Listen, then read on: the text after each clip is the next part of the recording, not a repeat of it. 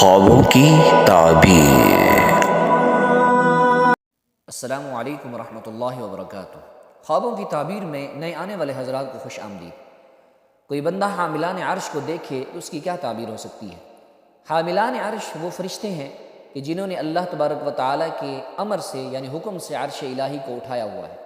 اگر کوئی ان کو خواب میں دیکھے تو مراد پائے اور بادشاہ بنے، اور اگر ان سے ملاقات کی ہے تو کسی بزرگ بادشاہ سے کام پڑے گا اور خیر و منفعت یعنی فائدہ دیکھے گا۔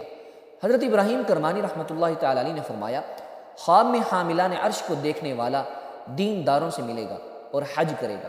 فرمان حق تعالی ہے، وَتَرَى الْمَلَائِكَةَ حَافِينَ مِنْ حَوْلِ الْعَرْشِ يُسَبِّحُونَ بِحَمْدِ رَبِّهِمْ، اور تو فرشتوں کو عرش کے گرد صف باندھے دیکھے گا کہ وہ اپنے رب کی حمد کے ساتھ تسبیح کرتے ہیں، اور اگر فرشتے اس پر مہربانی کریں اور عبادت میں اپنے ساتھ شریک کریں تو یہ اس بات کی دلیل ہے کہ اس کی موت قریب آئے گی۔ مزید خوابوں کی تعبیر جاننے کے لیے ہمارے چینل کو سبسکرائب کریں۔